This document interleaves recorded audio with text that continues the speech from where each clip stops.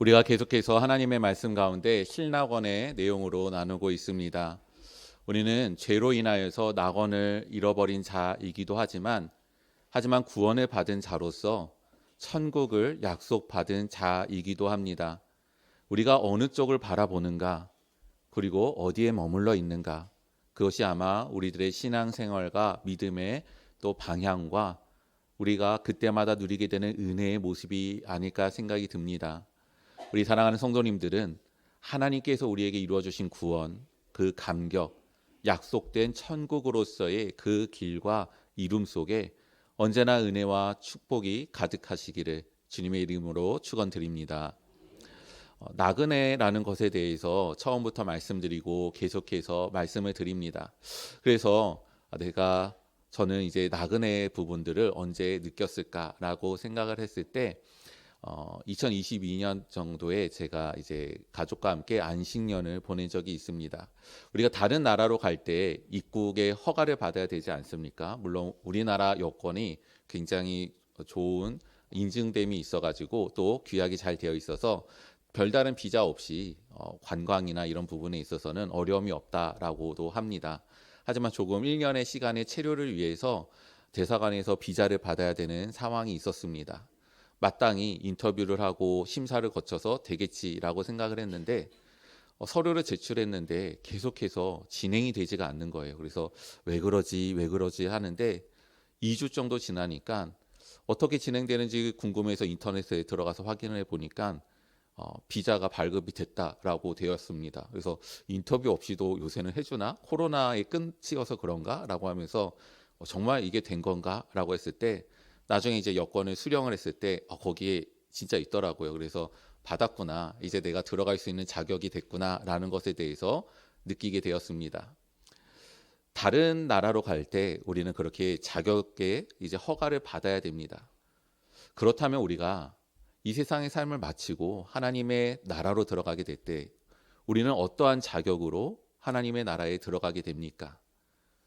우리가 천국에 대해서 말씀을 드리고 천국을 바라보며 우리는 천국으로 갑니다. 말씀을 드리고 있는데 그러면 누가 천국에 들어갑니까? 라는 것이죠. 우리는 그 자격에 대해서 믿음이라는 부분들에 대한 것들을 잘 알고 있습니다. 오직 의인은 믿음으로 말미암아 살리라 라고 하시는 그 말씀과 같이 그래 믿음이 있어야지 내가 하나님의 나라로 들어갈 수 있다라는 것에 대해서 우리는 또 고백을 하며 나아가죠. 근데 문제는 이 믿음이 보이지 않는다라는 것에 있습니다. 확인이 되지 않는다라는 부분에 있죠. 우리가 보여서서 어느 정도 차오르면 여기에 가득 차면 그러면 나는 믿음이 있어 라고 하는 검증될 수 있는 것이 있다면 우리가 말씀드렸던 것처럼 비자와 같이 여권을 펼쳤는데 거기에 허가가 돼 있는 그 비자증이 이렇게 발증이 되었다면 그러면 나는 천국에 들어갈 수 있는 자다라는 확신 가운데 불안하지 않고 내게 믿음으로 구원을 받는구나라는 기쁨 가운데 살게 될 것입니다. 반면에 다른 말씀으로 드리면 왜 우리한테 천국의 기쁨이 없는가라고 하는 것은 결국엔 내가 그래서 그 좋은 천국에 그래서 내 믿음으로 내가 과연 들어갈 수 있는가?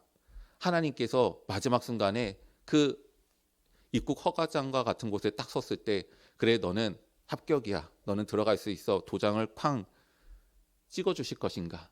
아니면은 다 우리들의 믿음을 보시고 내가 삶들을 다 살아가고 이랬습니다라고 펼쳤는데 하나님께서 아닌데 너는 아닌데 라고 하실 것인가?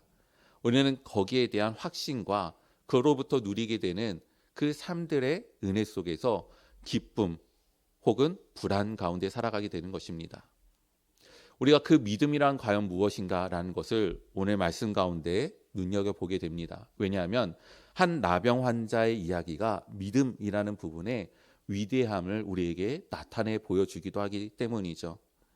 이 나병 환자는 안타까운 질병을 가진 사람입니다. 피부에 악성 종기가 난 부분이죠.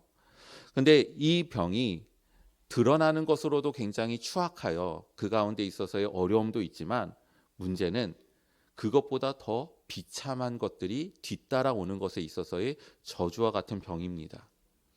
이 병의 경과는 처음에 그것이 발진되고 또 발병된 다음에 이것이 신경계에 타 들어가서 감각을 상실시킵니다. 그래서 뭐 통각이든지 온도에 대한 부분이라든지 그러한 감각들을 잃어버리게 되고 또 뼈나 피부에 기형들이 발생되면서 결국에는 치유될 수 없는 것 가운데 죽음을 맞이하게 되는, 특히 이 당시에는 더욱더 이 병에 걸리면 끝이다. 나을 소망이 없다. 그래서 그렇게 죽는 것이다 라고 여겨지는 그런 질병, 이것이 바로 나병이었던 것이죠. 그 병의 모습이 끔찍하기도 하고 또 전염성이 있고 불치의 병이기 때문에 여러 가지 뒤따르는 가슴 아픈 내용들이 있습니다. 첫 번째로는 하나님께 저주받은 자다라는 낙인이 찍히는 것이죠. 그가 하나님께 얼마나 큰 죄를 저질렀길래 하나님께서 그렇게 극노하셔서 그에게 씻을 수 없는, 나을 수 없는, 그리고 그 모습이 귀괴한 그러한 질병 가운데 처하게 했는가 라는 그 낙인됨이 이 병 가운데 있는 것입니다. 두 번째로는 전염성이 강하다 보니까 그들이 배척되게 되는 것이죠. 그래서 발병이 되면 그들은 성 안에서 그 가족과 자신의 터전 안에서 살 수가 없습니다. 추방당하게 되고 쫓겨가는 삶이 되는 것이죠. 근데 문제는 그 성 밖에서 그들이 무리지어서 사는데 누가 그들을 측은히 여겨서 날마다 양식을 가져다 주지 않는다라는 것에 있습니다. 그렇기 때문에 그들은 어느 한 곳에 거주하면서 사는 것이 아니라 양식을 구할 수 있는 곳을 찾아서 그들은 계속해서 또 돌아다니는 무리의 생활을 하게 되는 것이죠. 그러다가 시간이 흐르고 병세가 더 악화되어서 결국에는 죽음에 이르면 어떻게 됩니까? 같이 있는 사람들도 나병 환자잖아요. 근데 그 같이 있는 사람들이 장사를 지내줍니다. 그렇다고 버젓한 무덤에다가 넣어서 돌로 막고 그렇게 해서 지켜주는 것이 아닙니다. 그냥 길가에다가 버리는 거예요. 그리고 누군가 발견하면 이들은 나병 환자다라고 여기게 되면 거기에 석회를 바르고 아예 굳건히 만들어 버립니다.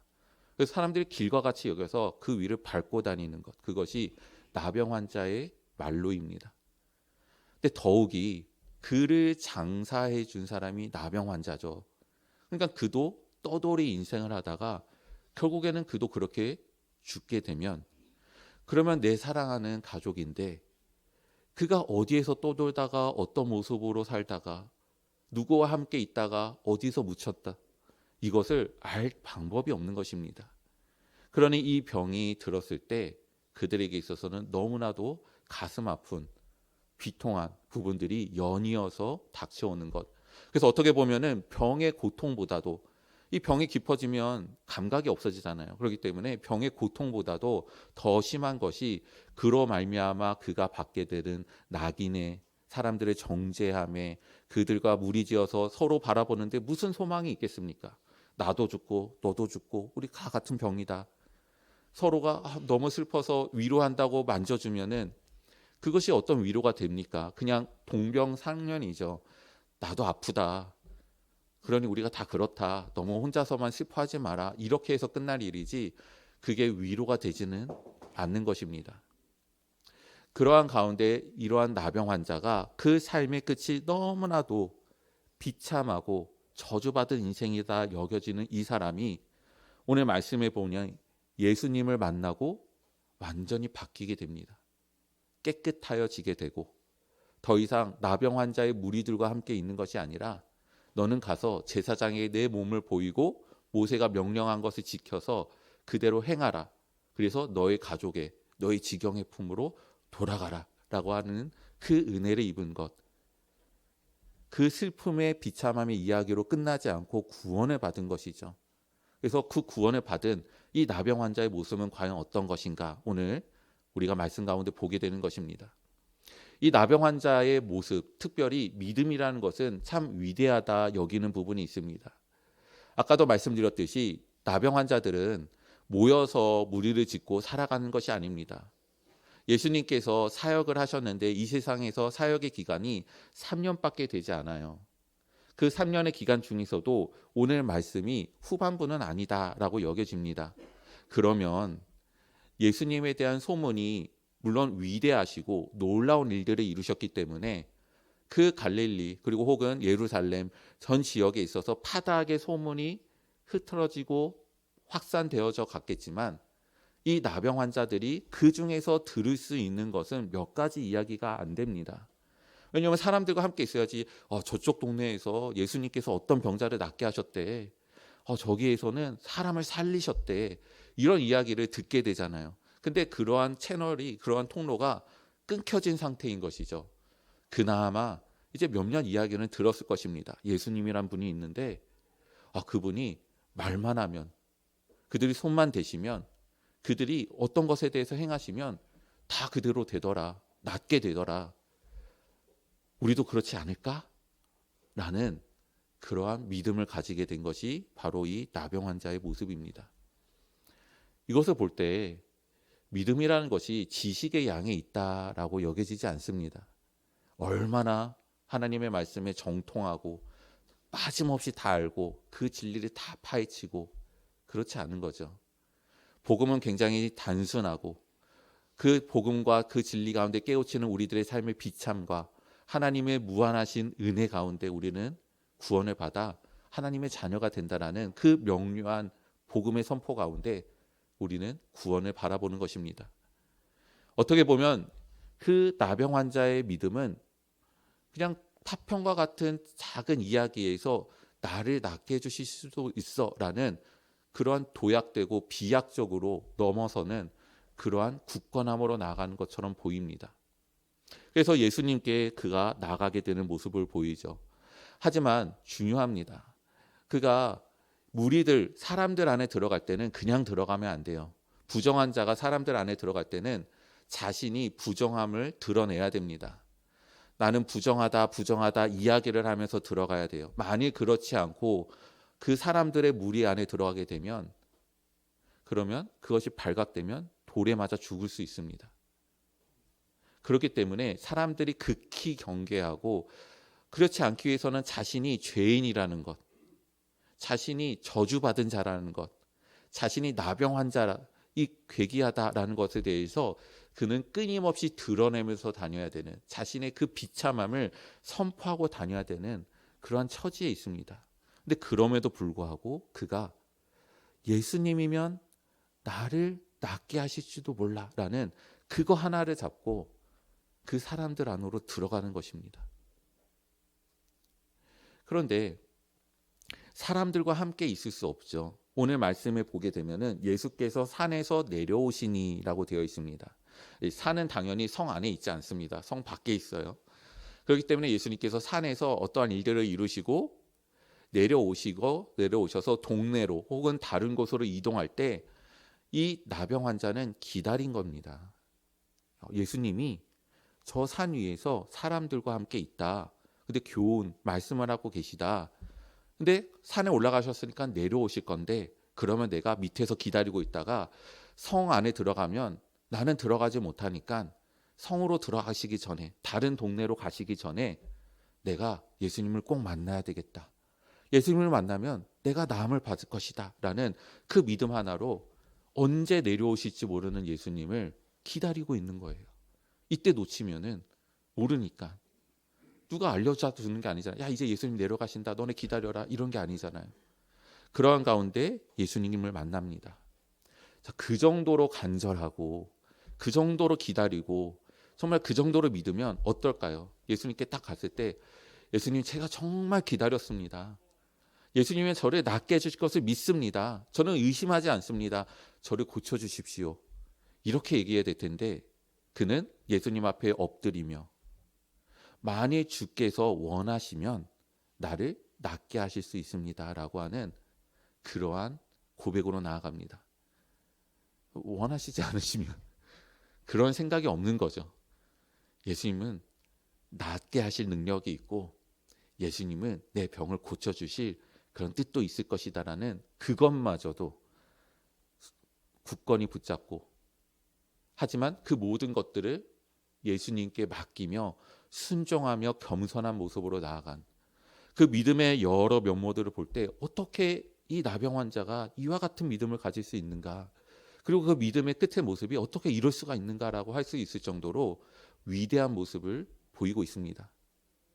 자, 그렇다면 그래서 의인은 믿음으로 말미암아 살리라. 그래, 나병 환자는 믿음이 있기 때문에 고침을 받은 거야. 그래, 우리가 구원을 받으려면 믿음이 있어야 돼. 우리가 그러한 교훈으로 나아간다면 이 이야기가 조금 저는 달라야 된다고 생각을 합니다. 예수님께 나아가서 주여 원하신다면 저를 고쳐주실 수 있습니다. 그것마저도 믿음의 고백이잖아요. 그러면 그 순간 그의 몸이 나아야 되는 거예요. 근데 그렇지 않고 언제 그가 깨끗하게 됩니까?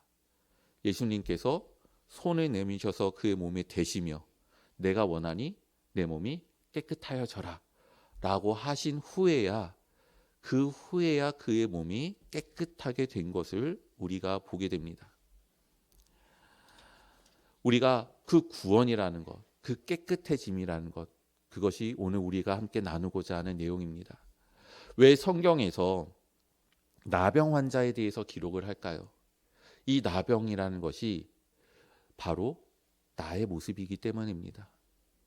아까도 말씀드렸듯이 이 나병은 굉장히 비참한 부분이에요. 감각을 상실합니다. 그리고 어떠한 사회적인 능력과 이를 이룰 수 있는 모든 능력들은 상실하게 되죠. 결국엔 죽음에 이르게 됩니다.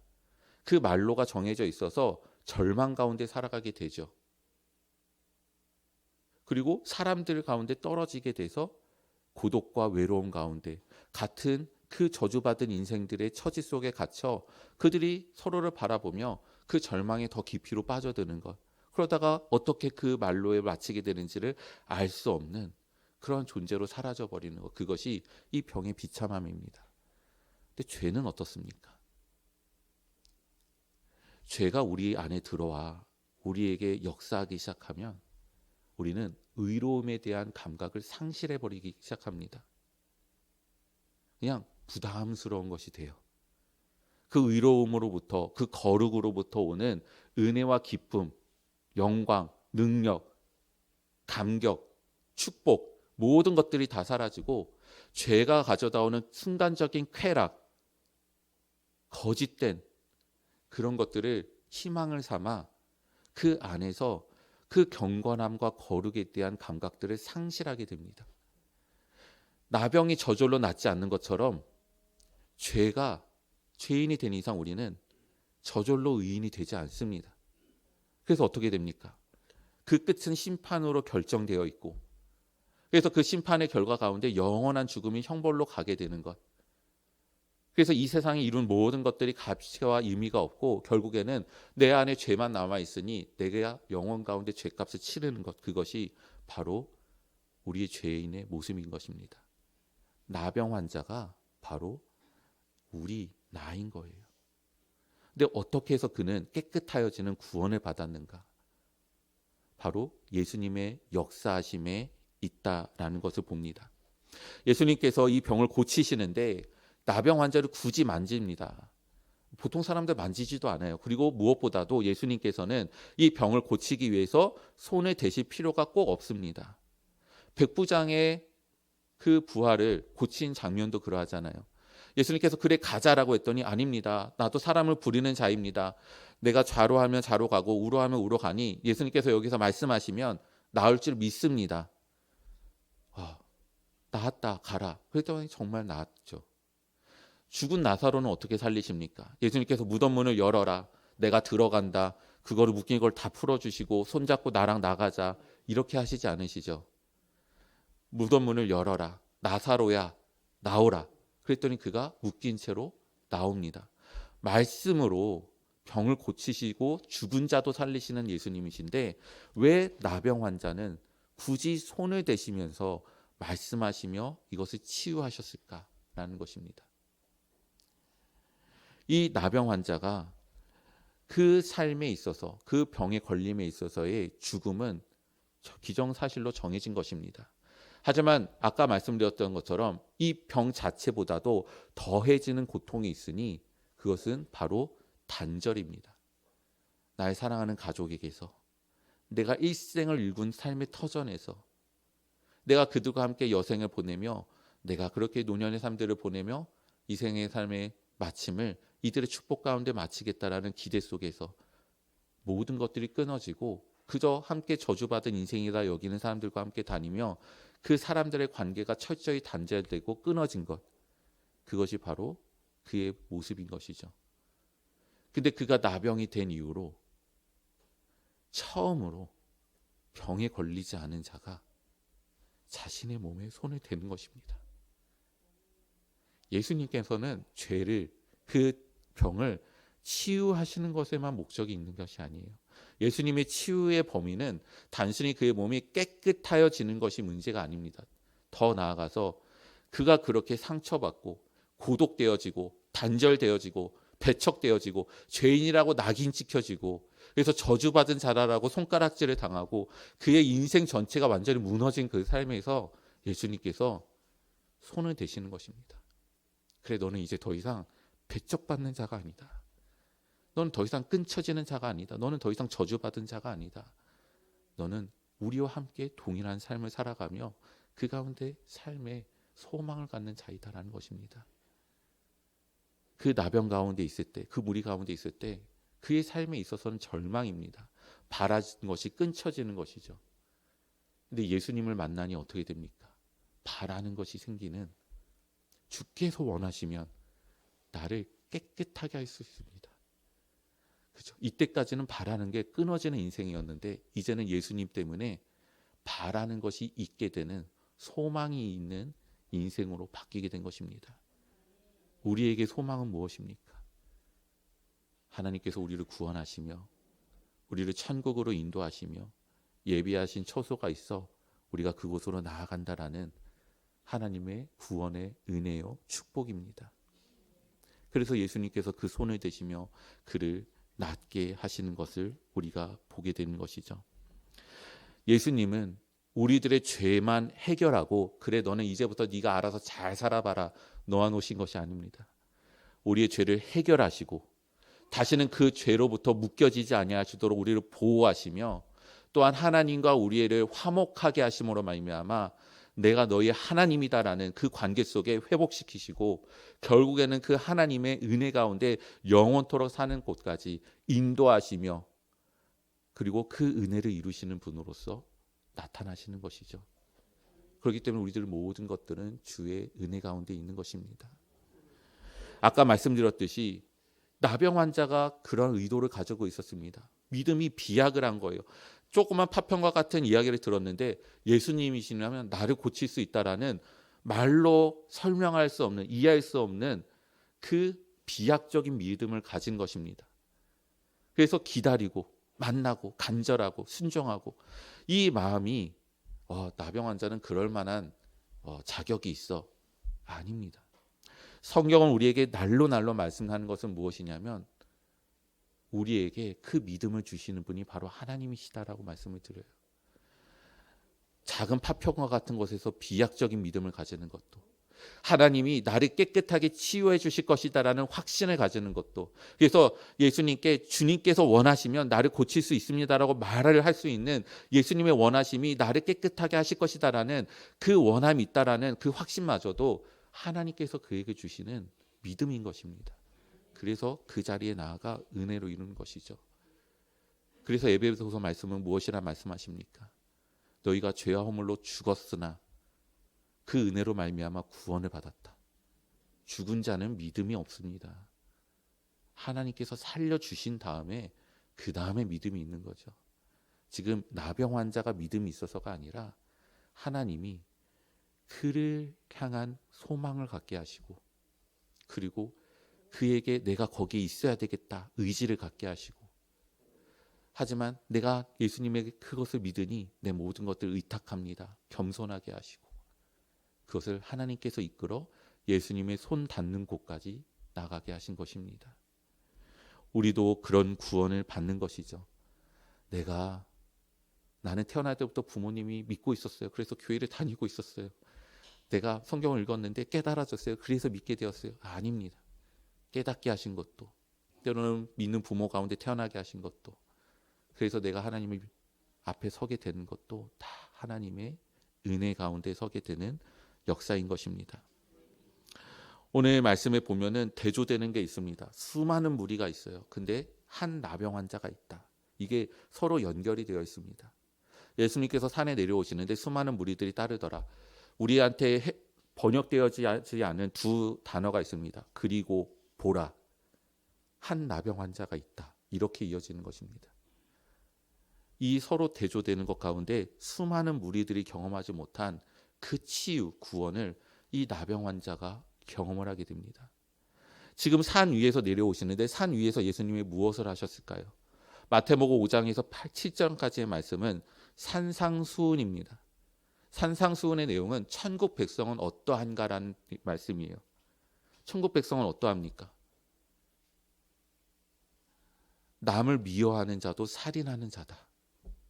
너희가 비판받지 않으려면 너희 스스로를 되돌아봐라.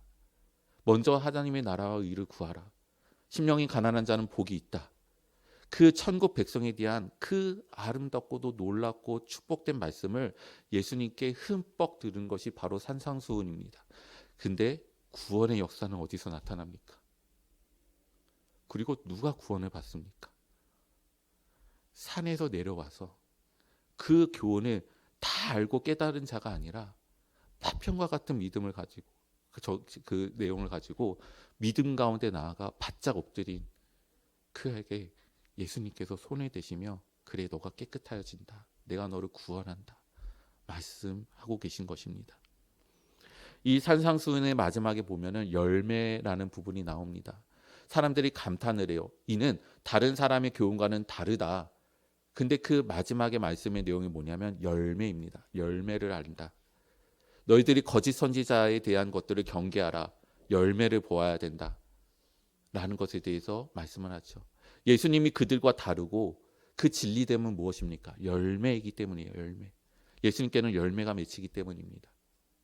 그 열매가 바로 이 나병 환자인 거고 그 열매가 나병 환자와 같은 바로 우리인 것입니다. 예수 그리스도의 그 구원으로. 원래는 이 율법에 따라서 만지면 안 돼요. 그러면 부정하게 됩니다. 근데 예수님께서 만졌더니 예수님이 부정해지시는 것이 아니라 어떻게 됩니까? 오히려 그가 깨끗하게 되는 치유함이 나타나게 되는 것이죠. 예수 그리스도의 보혈의 능력입니다. 우리의 죄를 씻기는 것, 우리를 구원에 이르게 하시는 것, 우리가 하나님의 자녀가 되는 것, 유일한 한 길, 그것은 바로 예수 그리스도를 통하는 것이고 예수 그리스도의 보혈로 말미암아 이루어지는 것입니다. 그래서 천국 백성은 어떻게 됩니까? 그리고 어떠한 삶을 살아가게 되는 것입니까? 바로 예수님을 만나고 예수님께 만져져야 되는 그 접촉이 있어야 되는 것입니다.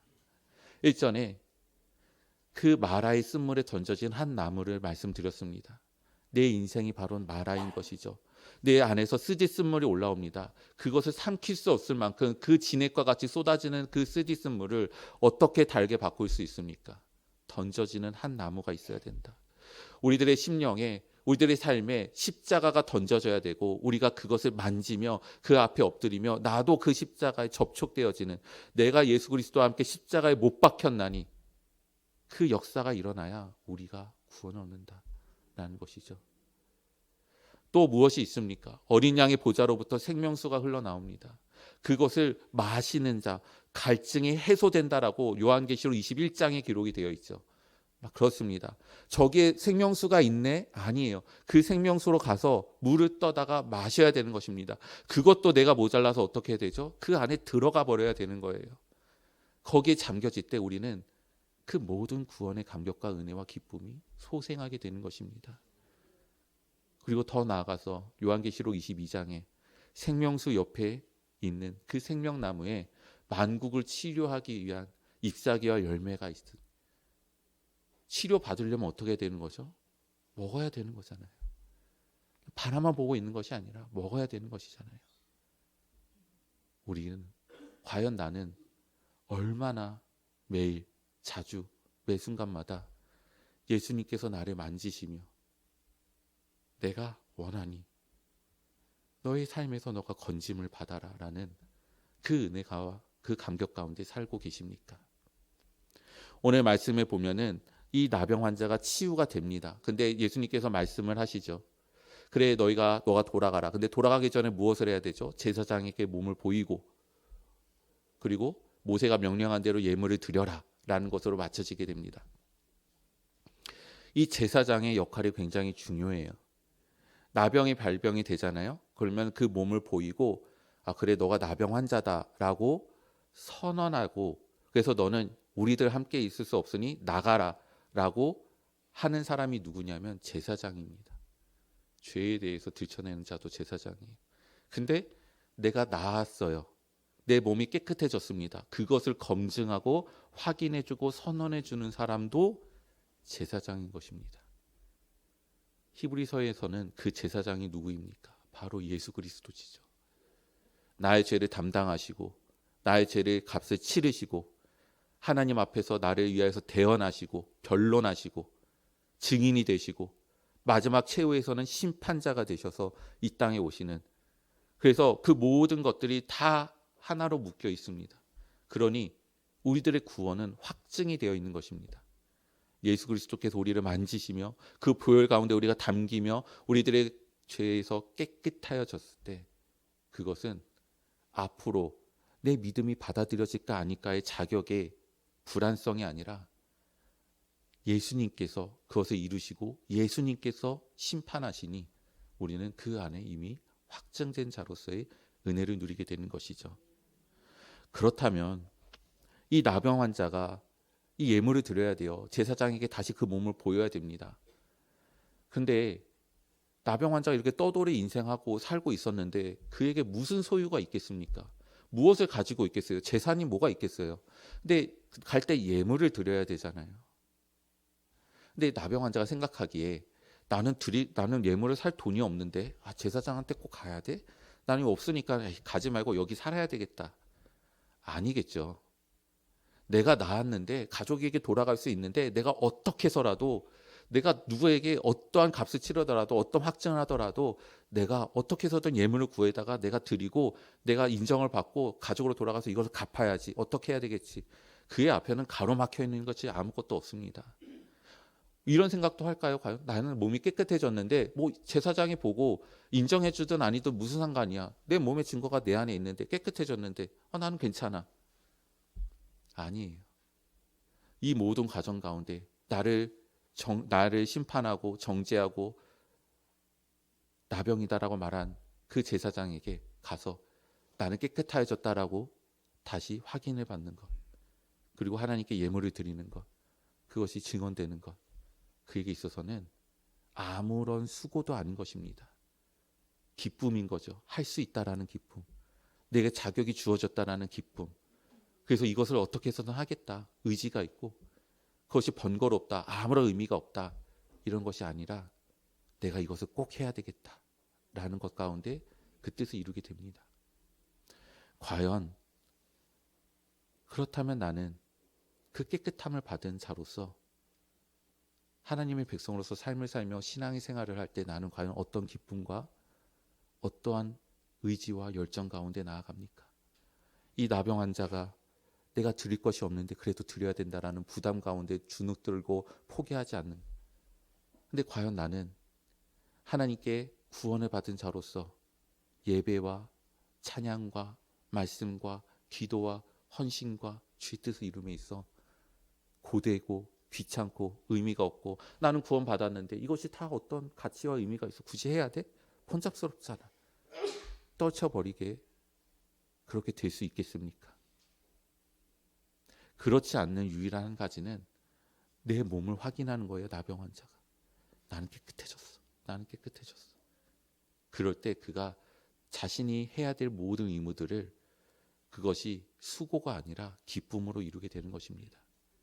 우리도 그 구원을 확인할 때 그때 비로소 우리들의 예배의 감격이 살아나며 기도의 소망이 생기며 믿음의 열정이 생기고 헌신의 기쁨이 우리에게 소생하게 되는 것입니다. 제가 아까 이제 그 비자에 대해서 말씀드렸잖아요. 근데 이제 그거에 대해서 준비를 하는데 이게 과연 제대로 된 비자가 맞는가 고민을 하게 되죠. 그것을 어떻게 확인하게 됩니까? 계속해서 그것을 다시 확인해서 정말 그랬거든요. 정말 맞아? 이게 뭐가 내용이 좀 잘못된 거 아니야? 그 전에 가서 다시 확인해야 되는. 왜냐면 티켓팅을 했기 때문에 그 전까지 이게 완벽해야 되잖아요. 그것을 근거로 다른 서류를 넣어보는데 진행되는 거 맞나 아닌가? 그런 과정들을 통해서 아 내가 들어갈 자격을 받았구나 확인되면서 그러면서 그러면 난 이제 어떻게 삶을 살까라는 꿈을 꾸게 되고 기대를 하게 되게 되는 것이 우리들의 믿음 생활도 그렇습니다. 히브리서 10장 19절에 보면 그러므로 형제들아 우리가 예수의 피를 힘입어 성소에 들어갈 담력을 얻었나니 기록이 되어 있습니다.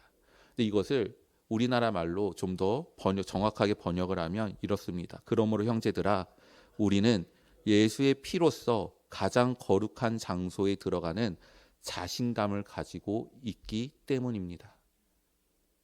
현재형입니다. 근데 이것이 진리여서 현재형이에요.